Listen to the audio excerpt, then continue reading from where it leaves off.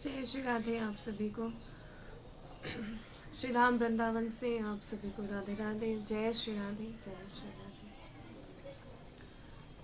श्री राधा वल्लभ लाल की जय हो। प्यारी मोहे सो जीवन भावे, प्यारी मोहे सो जीवन भावे। आलस भरी लता के कुंज में, आलस भरी लता के कुंज में, रुचि शैया पोढ़ावे हो, रुचि शैया पोढ़ावे। तुम सोवो में ब्यार डुलावो, तुम सोवो में ब्यार डुलावो। भाग्य कहो नहीं जावे हो, भाग्य कहो नहीं जावे। जीवन भावे, प्यारी मोहे सो जीवन भावे। तुम हो अकेली, मैं हूँ अकेली, तुम हो अकेली, मैं हूँ अकेली। आनंद उर न समावे हो, आनंद उर न समावे। बार बार छवि देख देख के, बार बार छवि देख देख के, उम गए नैन भरी आवे हो, उम गए नैन भरी आवे। जीवन भावे, प्यारी मोहे सो जीवन भावे। भोरी भुक्ति मुक्ति नहीं मांगो, भोरी मुक्ति भुक्ति नहीं मांगो। छिनैक ये सुख पावे हो, छिनैक ये सुख पावे। जीवन भावे, प्यारी मोहे सो जीवन भावे। तभी तो हम आप सभी से निवेदन करते हैं कि एक बार जरा इन रसिकों के संग आप बैठकर देख लीजिए। जो सुख होता है तब आप जानेंगे कि सुख की परिभाषा क्या होती है। सिर्फ एक बार जब आप रसिकों का संग कर लेंगे, क्योंकि रसिक जानते हैं कि सुख क्या है। रसिकों ने जो सुख पाया है वो शायद आप लोग नहीं समझ पाएंगे, लेकिन उस सुख को अगर आप सभी समझना चाहते हैं तो एक बार आइए और इन रसिकों का संग करें, जो डूबे रहते हैं, जो उस सुख को पाते हैं। और कैसा सुख? तुम हो अकेली, मैं हूँ अकेली, तुम हो अकेली, मैं हूँ अकेली। भाग्य को हो नहीं जावे हो, भाग्य को हो नहीं जावे। जीवन भावे, प्यारी मोहे सो जीवन भावे। बार बार छवि देख देख के, बार बार छवि देख देख के, उमग नैन भरी आवे हो, उमग नैन भर आवे। जीवन भावे प्यारी मोहे सो जीवन भावे, प्यारी मोहे सो जीवन भावे। जय श्री राधे। श्री राधा वल्लभ लाल की जय हो। श्री सतगुरुदेव भगवान की जय हो। जय जय श्री राधे श्याम। जो सुख यहाँ के रसिक जन पाते हैं, हम आप सभी से बार बार प्रार्थना करते हैं कि आप सभी भी अवश्य श्री धाम वृंदावन आए और रसिकों का संग करें, और जो सुख वो पाते हैं वो आप लोग भी अवश्य पाएं।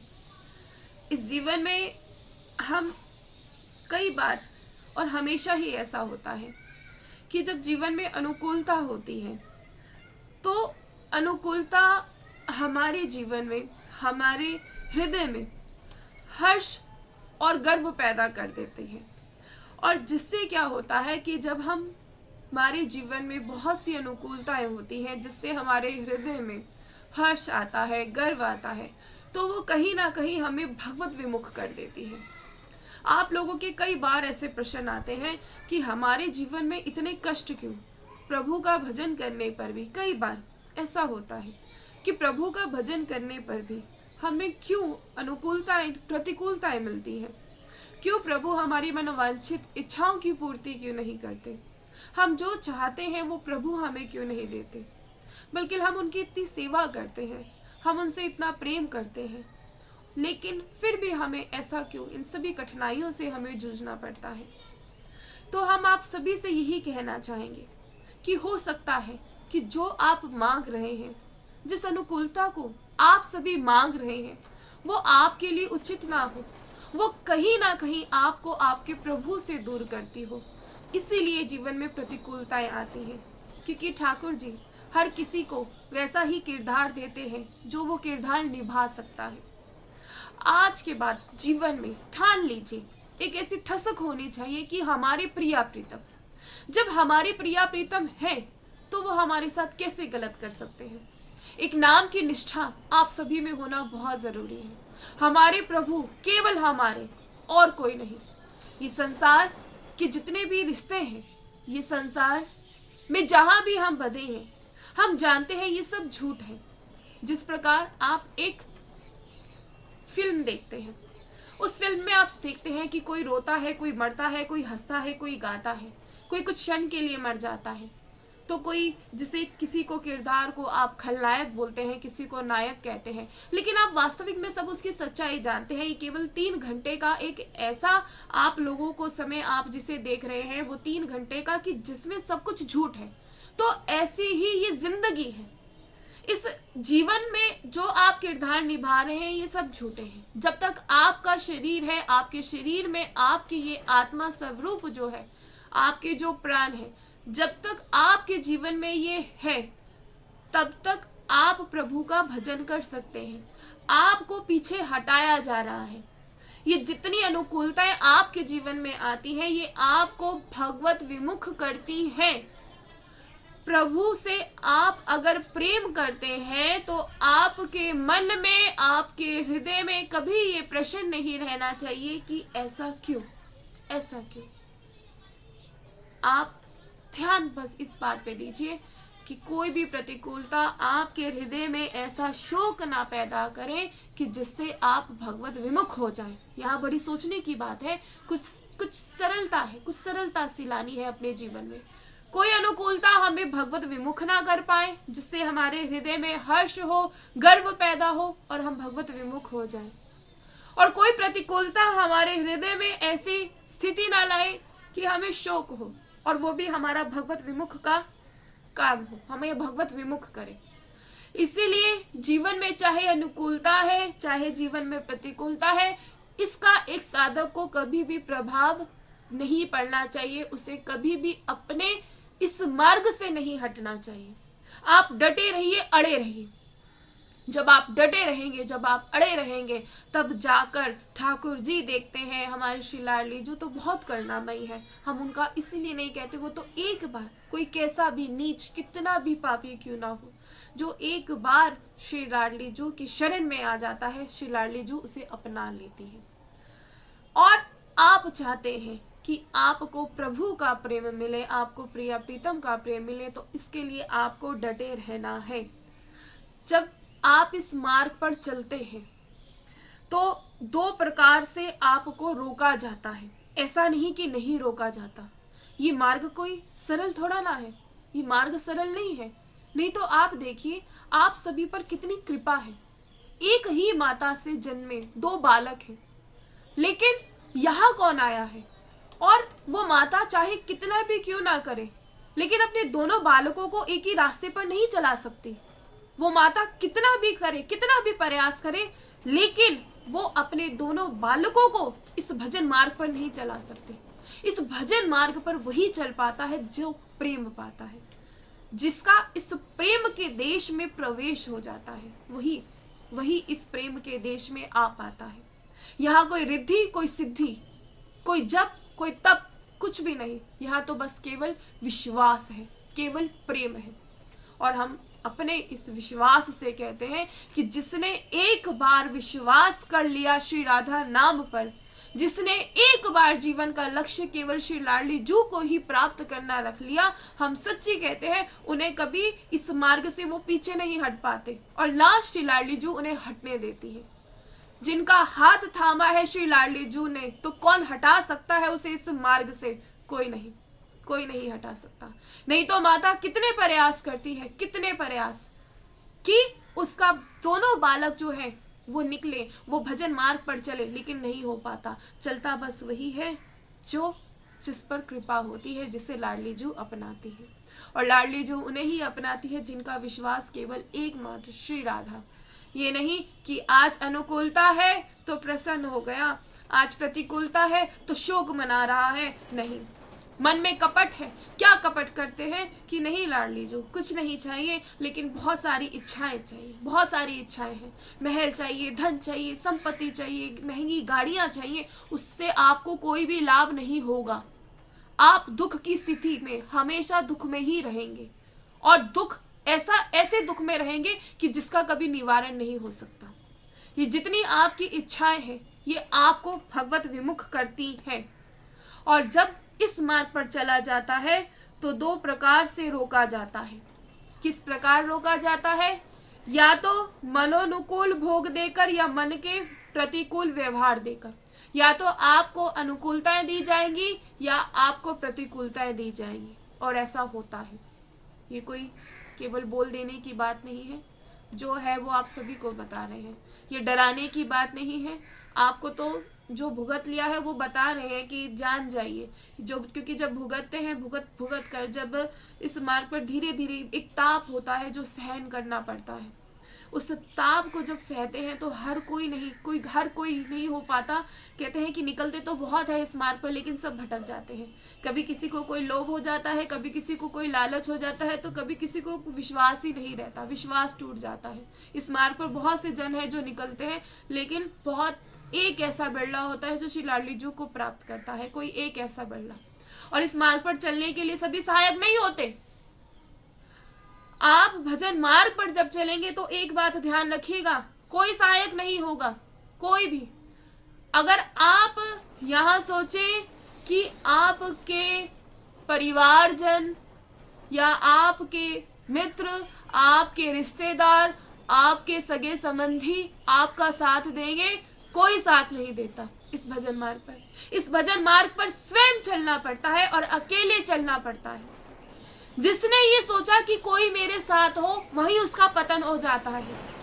क्योंकि जब इस भजन मार्ग पर चला जाता है तो केवल आप एक भरोसे पर चलते हैं, और वो भरोसा है आपकी श्री लाडली जू। यहाँ आपकी कोई रिद्धि, कोई सिद्धि, कोई जप, कोई तप, कोई काम नहीं करता, केवल एक विश्वास एक साधक को होना चाहिए, और वो क्या है कि मेरी लाडली जू। बस जिसने ये विश्वास कर लिया तो उसे श्री लाडली जू अवश्य मिलती है। आप सभी क्या सोचते हैं, सब जब नाम के हम आप सभी को कहते हैं नाम जप करें, नाम जप करें, जितने भी मन में प्रश्न होते हैं वो सब शांत हो जाते हैं जब आप इस साधना में आगे बढ़ते रहते हैं। जब आप भजन मार्ग पर आगे बढ़ते रहते हैं तो साधक मौन हो जाता है। मौन क्यों हो जाता है? वो किसी से डरता नहीं है। साधक किसी से नहीं डरता, साधक को किसी से कोई लोभ नहीं है, साधक को किसी से कोई लालच नहीं है। वो तो अपने इस मार्ग पर आगे बढ़ता रहता है। कई बार उसका मजाक बनाया जाता है, कई बार उसके जीवन में ऐसी प्रतिकूलताएं आती हैं, उन सबको सहन करता करता वो आगे बढ़ता चले जाता है, क्योंकि उसे विश्वास है। और जिससे विश्वास होता है, लाडली जू हमेशा उसे दुलार करती है। हम ये बिल्कुल कह सकते हैं, और ये 100% सही है कि लाडली जू उसे दुलार करती है। जैसे एक माँ अपने बच्चे को, चाहे वो कैसा भी मैला कुचला क्यों ना हो, लेकिन एक बार को पिता जरूर संकोच करता है उस बालक को उठाने के लिए, लेकिन एक माता ऐसी होती है, चाहे उसका बालक कैसा भी मैला कुचला क्यों ना हो, लेकिन उसकी माता संकोच नहीं करती, उसे फिर भी उठाती है। ऐसे ही यहाँ लाडली जू है। वो ये नहीं, आप कभी मत सोचिएगा कि मैं इस काबिल नहीं, कभी मत सोचिएगा। आप यहाँ तक आ गए हैं तो आप काबिल हैं। आप यहाँ नहीं आए हैं, आपको लाया गया है, और लाडली जू आपको स्वयं लाती है। और वो इतनी करुणामयी सरकार है, एक बार हम रोने की तो दूर की बात है कि कोई रोकर बोले, कोई गलती से भी राधा नाम बोलते, वो उनके अधीन हो जाती है। वो कहती है कि इसने मेरा नाम लिया, और उसके अधीन लाल जू स्वयं हो जाते हैं। एक अक्षर, एक बार रा, बस रा, लाल जू उसी के अधीन हो जाते हैं, क्योंकि वो जानते हैं कि रा के बाद ये जैसे धा बोलेगा मुझे इसके अधीन होना पड़ेगा। इसीलिए समझिए, इन जप, इन तप, इन सिद्धियों के पीछे मत भागे। ऐसे नहीं मिलती लाडली जू, नहीं मानती। आप चीजों को आप हासिल कर सकते हैं, आप धन संपत्ति आप हासिल कर सकते हैं, लेकिन यहाँ सबसे बड़ी बात लाडली जू को पाना, वो तो प्रेम के विवश होकर ही मिलती है। इसीलिए प्रेम के विवश करना बहुत ही जरूरी है। जो ये साधता है, जो उपासना है, वह यहाँ इसी बात की तो है कि आपको किसी की निंदा, किसी का भी अपमान, किसी का भी तिरस्कार, चाहे सर्दी गर्मी, चाहे कोई प्राकृतिक प्रकोप क्यों ना हो, चाहे भूख प्यास क्यों ना हो, ये लोभ, ये मोह, इन सभी का आप पर कोई प्रभाव नहीं पड़ना चाहिए। किसी भी बात का कोई प्रभाव नहीं पड़ना चाहिए। इस बात पर चले हैं।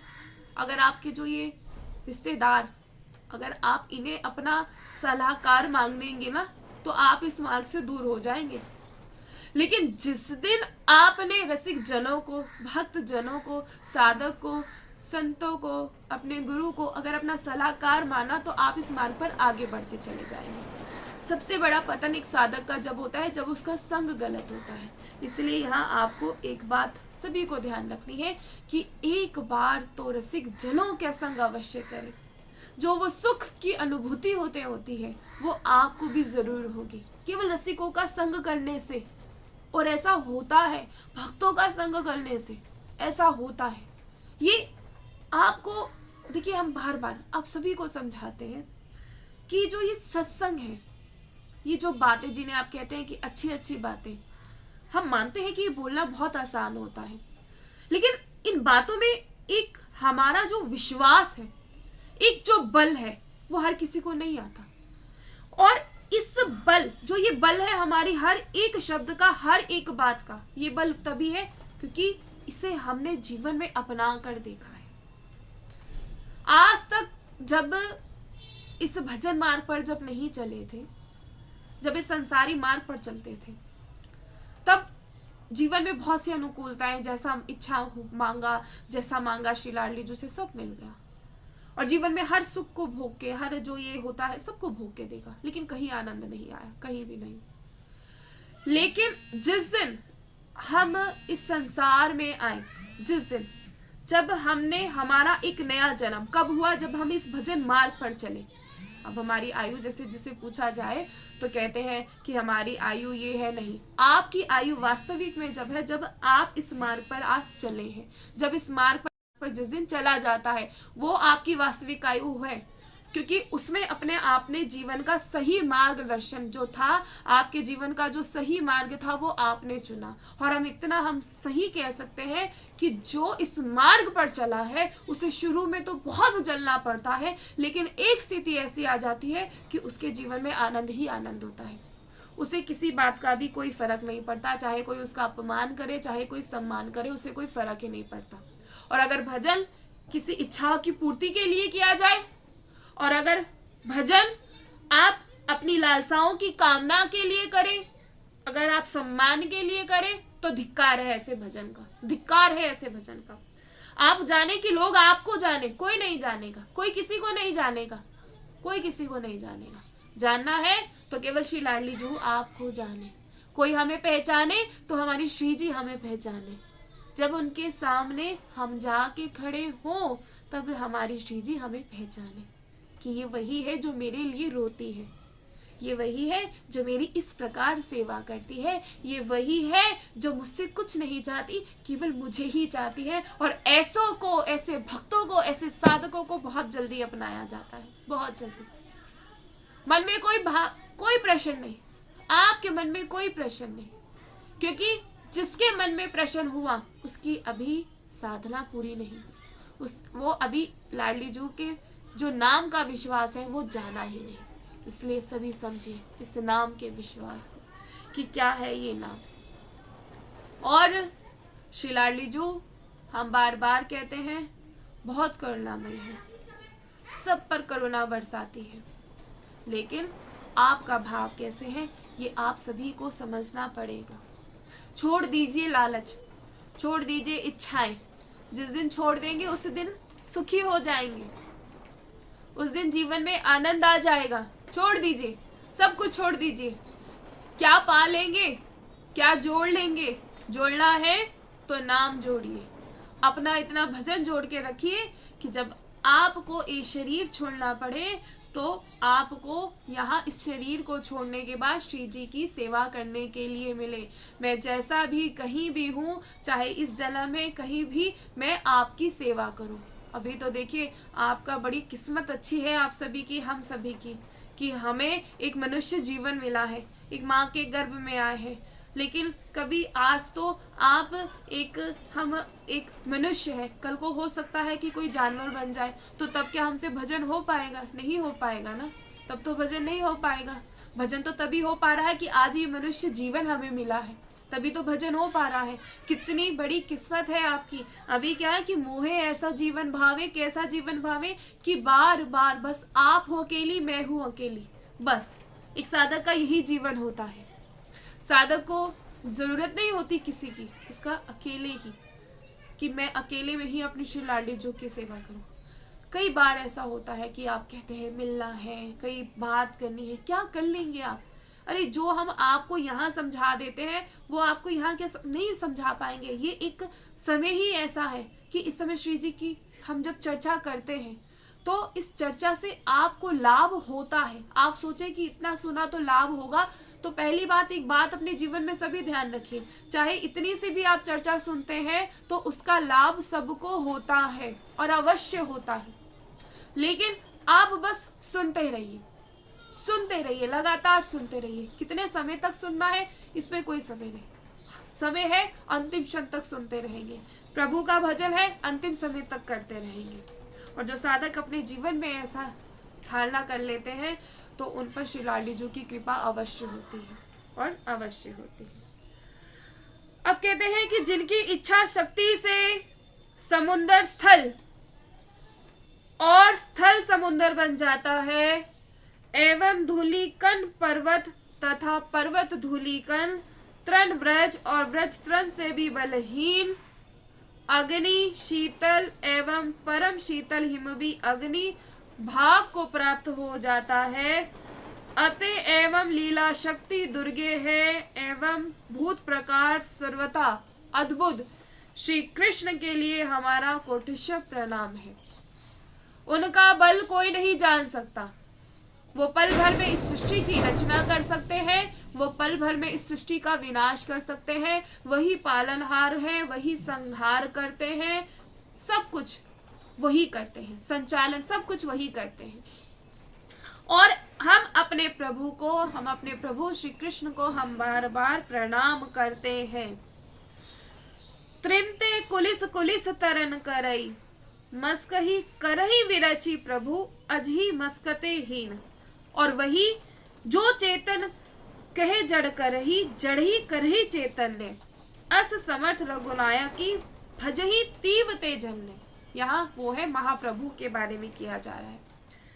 कृष्ण चैतन्य परमात्मा प्रभु है और श्री कृष्ण चैतन्य महाप्रभु है, ये कैसे? कई बार ये प्रश्न आता है कि जो श्री कृष्ण चैतन्य महाप्रभु है वो प्रभु कैसे है, ऐसा क्यों? तो एक दृष्टांत की सहायता से आप सभी को समझाएंगे। दो मित्र थे, आगे चलकर उनमें से तो एक राजा हुआ और दूसरा कुसंग में पड़कर हाथ में हथकड़ी, पांव में बेड़ी, गले में तोंक और ऊपर से पहरे पे चौकीदार। इस प्रकार वो कैद में पड़ गया कि वो महा कष्ट भोग रहा है वो मित्र। अब जब उसे जो दो मित्र है जिनमें से एक जेल में बंद है और ऐसे जेल उसको बेड़ियों में उसे जकड़ा हुआ है, तो ऐसे में उसे एक बात ध्यान आती है कि मेरी मुक्ति कैसे हो सकती है।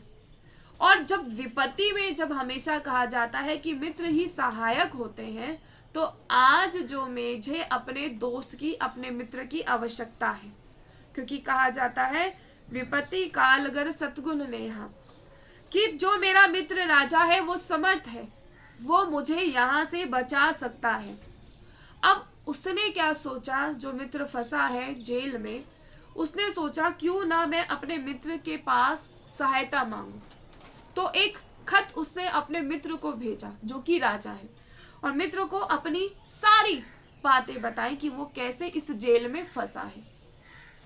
अब जो राजा मित्र है वो एक मधुर सा जवाब देता है, और वो क्या देता है कि एक काम करो कि अगर तुम मेरे पास आ जाओ तो मैं तुम्हें बचा लूंगा। अब आप बताइए कितना अटपटा सा जवाब है।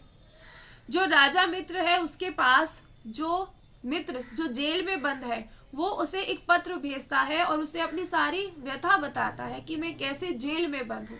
लेकिन जो मित्र है वो क्या बोलता है, जो राजा मित्र है वो बोलता है कि अगर वो मित्र मेरे पास आ जाए तो मैं उसे बचा लूं। तो वो कैसे बचा सकता है, वो कैसे जा सकता है? वो तो जा ही नहीं सकता। क्यों नहीं जा सकता? क्योंकि वो फंसा हुआ है। कहाँ फंसा हुआ है? बेड़ियों में है। उसके गले में तोंक है, हाथों में हथकड़ी है, पाँव में बेड़ियां है और बाहर चौकीदार का पहरा है। वो कैसे जा सकता है? वो तो जा ही नहीं सकता। यहाँ इस दृष्टांत में जो राजा है वो है परमात्मा, और जो बेड़ियों में जकड़ा हुआ है वो है जीव। जीवात्मा और परमात्मा दो मित्र हैं, जिसमें जो परमात्मा है वो राजा है और जो जीवात्मा है वो बहुत प्रकार की बेड़ियों में बंधा हुआ कष्ट भोग रहा है। ऐसे ही आप सभी जिन बेड़ियों में फंसे हैं, आप नाना प्रकार के जो हम भोग भोगते हैं, ये भोगना नहीं है, इसे फंसना कहा जाता है। आप सभी फंसे हुए हैं, इसलिए जो परमात्मा है वहां तक आप जा नहीं पाते। ये हथकड़ियां कौन है? ये जो आपकी ये हथकड़ियां जो हाथ में है, जब हम कहते हैं कि कैसे करे भजन, इतनी सारी जिम्मेदारियां हैं, कैसे जाए वृंदावन समय नहीं है, कैसे करे प्रभु का भजन, कैसे करे सेवा नहीं है समय, कैसे करे माला जप नहीं है समय। तो ये आपकी सभी हथकड़ियां हैं, ये रिश्तेदार, ये आपके सगे संबंधी, ये सब आपकी ऐसी हथकड़ियां हैं कि जो आपको बांधे रखी है, जो आपको जो परमात्मा है उनसे मिलने नहीं देती। अब आप है छूटने में असमर्थ, आप लोग छूट नहीं पा रहे हैं, आप लोग फंसे हुए हैं। प्रभु के, भगवान श्री कृष्ण के खुद के ये श्रीमुख वचन है कि देवी हो गुणमयी मम माया दुर्तया। ऐसा जीव परमात्मा से बारंबार विनती करता है। क्या विनती करता है? कि मुझे इस बंधन से छुड़ाइए। तब भगवान कहते हैं कि अगर तुम मेरी शरण में आ जाओ तो मैं तुम्हें छुड़वा दूंगा। लेकिन कैसे हो पाता है? ऐसा तो हो ही नहीं पाता। हम लोग प्रभु के पास कहाँ जा पाते हैं? क्योंकि जिन हथकड़ियों में बंधे हैं, जहाँ हम हथकड़ियों में बंधे हैं, हमारे बेड़ियां हैं, गले में तोंक ऐसे हम फंसे हुए हैं, तो हम कैसे जा सकते हैं? हम तो जा ही नहीं पाते प्रभु के पास, क्योंकि फंसे हुए हैं। इसीलिए आप एक बात ध्यान रखिए कि जो आजीव है, वो इतने बंधनों से जुड़ा हुआ है, वो भला प्रभु की शरण कैसे जा सकता है? लेकिन भगवान समर्थ है उसे इन सभी से छुड़वाने के लिए, लेकिन वो छुड़वाते नहीं। क्यों नहीं छुड़वाते? क्योंकि हमारी मांग प्रभु है ही नहीं। जिस दिन जिसकी मांग केवल प्रभु हो जाएंगे, वो इन सभी बेड़ियों को तोड़कर आगे आ जाएगा। जिस दिन जिसकी मांग केवल प्रभु हो जाएगी। आप खुद देखिए, जितने संत हैं वो भी तो मनुष्य हैं, जितने साधक हैं वो भी तो आपकी और हमारी तरह ही तो है, लेकिन वो सब बेड़ियों को तोड़कर वो आगे उन्होंने केवल एकमात्र मांग करी। चाहे उन्होंने एक कदम बढ़ाया, लेकिन उन्होंने एकमात्र मांग क्या की कि बस केवल प्रभु आप ही चाहिए। और फिर देखिए कैसे प्रभु ने उन्हें अपनाया, कैसे दुलार करते हैं, संतों पर कैसे कृपा होती है, क्योंकि उनकी केवल एकमात्र मांग मेरे प्रभु। और प्रभु दुलार करते हैं। आप कहते नहीं करते, दुलार करते हैं, पग पग पर रक्षा करते हैं।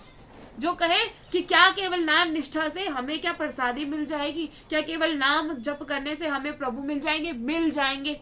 करके देखिए, विश्वास कीजिए, बैठ जाइए और जपिए प्रभु का नाम।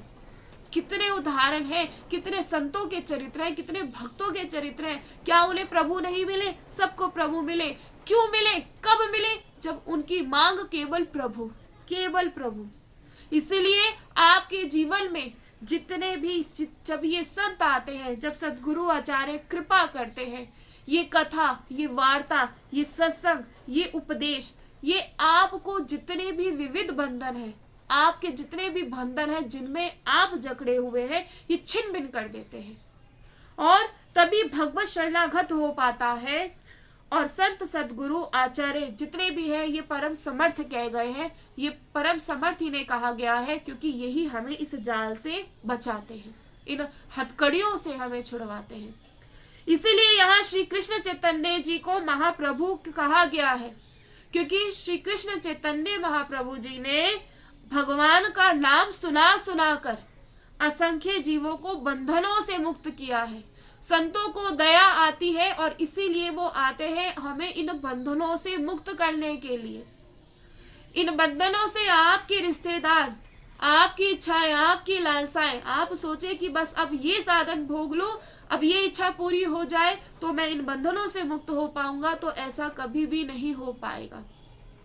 जहां एक भी इच्छा कभी मन में आए उसे मार दीजिए, एक भी इच्छा आए उसे मार दीजिए। आपने जब इन इच्छाओं को मारना शुरू कर देंगे, तब आप प्रभु के समीप जाते रहेंगे। आपका कोई जप, कोई तप आपको प्रभु की ओर नहीं ले जाएगा, आपका प्रेम आपको प्रभु की ओर ले जाएगा। आप तनिक भर प्रेम करेंगे, वो अपार करते हैं, क्योंकि वो तो करुणामय है, वो तो प्रभु है। आप इतना सा प्रेम करते हैं। आपका अगर कोई आज अपमान हो रहा है, एक भक्त का अगर अपमान होता है ना, अगर वो चुप हो जाए, वो सह जाए, तो प्रभु उसका जवाब देते हैं। ये बात आप सभी ध्यान रखिएगा। आप लोगों में आता है कि कलयुग है, हम चुप रहेंगे, हम अन्याय सहेंगे तो कैसे होगा? नहीं, या तो आपका प्रारब्ध है, आप भोग रहे हैं, चुप हो जाइए। याद रखिए, या तो मेरा प्रारब्ध है, मैं भोग रहा हूं। लेकिन अगर आपका प्रारब्ध नहीं है, तो अगर आप चुप हो जाते हैं, आप अपने प्रभु पर विश्वास रखते हैं, तो उसका जवाब आपके प्रभु देते हैं। लेकिन इसके लिए ऐसा भाव भी नहीं रखना चाहिए कि मेरे प्रभु देख लेंगे। नहीं, ऐसा भाव भी नहीं रखना कि मेरे प्रभु देख लेंगे, ऐसा नहीं, ऐसा भाव भी नहीं। मेरे प्रभु है, मुझसे प्रेम करते हैं, मैं प्रभु से प्रेम करता हूँ। अगर आज ये प्रतिकूलता है, मेरा मजाक हो रहा है, मेरा अगर अपमान हो रहा है, ये मेरा अगर सम्मान हो रहा है, मुझे कोई प्रलोभन आ रहा है, आज मैं यहाँ, ये तो माया है, ये तो माया है, मुझे इसमें नहीं फंसना, बस मुझे आगे बढ़ते रहना है और अपने प्रभु को पाना है। ये मुझे ये कोई सुख नहीं दे सकता, मुझे ये सुख नहीं दे सकता। मुझे केवल सुख जब मिलेगा, मेरे जीवन में आनंद जब आएगा, जब मैं अकेली बैठी हूँ और अपनी श्री लाली जू की सेवा कर रही हूँ, जब मैं अकेली बैठी हूँ और उन्हें भोग प्यार से भोग पवा रही हूँ, उन्हें प्यार से प्रसादी भोग हम पवा रहे हैं और वो प्यार से ग्रहण कर रहे हैं। बस यही जीवन होता है और कोई जीवन नहीं। इसलिए ये तो प्रभु की कृपा है कि आप सभी धाम से जुड़े हैं। ये प्रभु की कृपा है कि उन्होंने आपको धाम से जोड़ा है। और नाम की ऐसी निष्ठा होती है कि जब आप श्री किला दास जी का चरित्र सुनेंगे ना, तो यवन बादशाह ने श्री किला दास जी के माथे पर कील ठुकवाई। माथे पर जरा सी कील अगर आपको लग जाए तो कितना दर्द, कील तो छोड़िए, सुई भी अगर चुभ जाती है तो कितना दर्द होता है। लेकिन जब श्री किला दास जी के चरित्र में आता है तो यवन बादशाह ने उनके माथे पर कील ठुकवाई, लेकिन उन्हें भारी नहीं, वो तो अपने नाम में डूबे, अपने ध्यान में डूबे हैं। तो ऐसे ही आपको अपने नाम में, हम आप कहें कि ये तो कलयुग है, कलयुग तो आपने बनाया हुआ है, नहीं तो प्रभु कहाँ दूर है? प्रभु दूर नहीं है, प्रभु आज भी यही है। लेकिन कलयुग, हम चिंतन जो है हम माया का करते हैं। अगर आप माया का चिंतन करेंगे मन से तो आपको प्रभु नहीं मिलेंगे। साक्षात सच्ची बता रहे, प्रभु का दर्शन नहीं हो पाएगा, चाहे आप मन से कुछ भी कहते रहे, लेकिन ऐसे प्रभु का दर्शन नहीं होता। प्रभु का दर्शन तभी होता है जब हम निरंतर नाम जप करते हैं, बिना इच्छाओं के, बिना लालसाओं के। कपट मन में मत रखिए, बिल्कुल मत रखिए। अपना हर एक क्षण प्रभु को समर्पित कर दीजिए, हर एक क्षण। आप कोई भी सेवाएं, हम बार बार कहते हैं, हम आपसे ये नहीं कहते कई बार, क्योंकि सुनने का और समझने का कई बार अलग मतलब निकलता है। हम आपसे ये नहीं कहते कि सब कुछ छोड़िए और आ जाइए वृंदावन, ऐसा कोई नहीं कर सकता। कोई बिरला ही होता है जो कर पाता है कि सब कुछ छोड़कर आ जाए वृंदावन। ये तो श्री जी की बड़ी अपार कृपा होती है, बड़ा प्रेम जब श्री जी करती है, तब जाके सब कुछ छोड़कर धाम में आया जाता है। जो सब कुछ छोड़कर जब धाम में रहा जाता है ना, तो वो तो श्री जी की बड़ी कृपा होती है, बहुत कृपा होती है, जो वो सब इन बेड़ियों से छुड़वा देना, और बड़ी आसानी से छुड़वा देती है। हम सच्ची बता रहे हैं, बड़ी आसानी से छुड़वा देती है। कहीं कहीं इतना सा भी राग नहीं रहता, कहीं प्रेम नहीं रहता। प्रेम कहाँ रहता है? बस श्री जी से रहता है, बस। तो आप लोगों पे बड़ी कृपा हुई है, तो आप सभी इस कृपा को समझिए, नाम को व्यर्थ ना जाने दे, अपने इस भजन को व्यर्थ ना जाने दे। और ऐसा इतना सुंदर अवसर आपको मिला है कि आपको श्री धाम वृंदावन में आना मिला है। आप कहते हैं कि हम बार बार धाम, अरे आप पर कृपा हुई है तो हो गई, बस आगे श्री जी जाने, अपना भजन कीजिए, श्री जी जाने। किसी से किसी बात की कोई इच्छा ना रखें, कोई भीतर अपने लालच ना रखें, और फिर देखिए कैसी कृपा आप सभी पर होती है, और अवश्य होती है। और नाम जप करते रहे, निरंतर करते रहे। कितने समय तक करना है? ये कोई कोर्स नहीं है कि 2 साल आपने सीखा और हो गया, नहीं। आपको अंतिम समय तक नाम जप करना है, अंतिम समय तक। आपको तो ऐसा नाम जप करना है कि एक सांस भी बिना नाम जपे नहीं जानी चाहिए, ऐसा नाम जप होना चाहिए। हम कहीं भी बैठे हैं लेकिन चिंतन हमारा श्री जी की तरफ, हम कहीं भी वार्ता हो रही है लेकिन चिंतन हमारा श्री जी की तरफ, कैसे भी क्यों ना हो, लेकिन चिंतन सिर्फ श्री जी का। चिंतन कीजिए उनका हर समय, मेरी श्री जी, मेरी लाडली जी। कहीं बैठे हैं कुछ नजर, बस ऐसा इतना भाव रख लीजिए, और फिर देखिए कैसा प्रेम आपको मिलता है। तो इसलिए जितना हो सके उतना नाम जप करें, सत्संग श्रवण करते रहें। और एक बात अवश्य ध्यान रखिए कि कपट ना करें, कि आप पर्दे के पीछे कुछ और हैं और सामने कुछ और, आप प्रत्यक्ष रूप में कुछ और है, ऐसा ना करें। क्योंकि ये कपट आप किसी से और से नहीं, आप खुद से कर रहे हैं। तो जैसे आप पर्दे के पीछे हैं वैसे ही सामने रहें, अपना भाव आपका जैसा है वैसा ही करें। और सबसे बड़ी बात, यहाँ आपको खुद के स्वभाव को परिवर्तन करना है। और ऐसे ही आगे बढ़ते रहें, खूब भजन करें, खूब सत्संग सुने और कथा श्रवण करें, और फिर आप देखिए कि श्री लाडली जो आप पर कैसे कृपा करते हैं। तो आप सभी से फिर मिलेंगे। जय श्री राधे।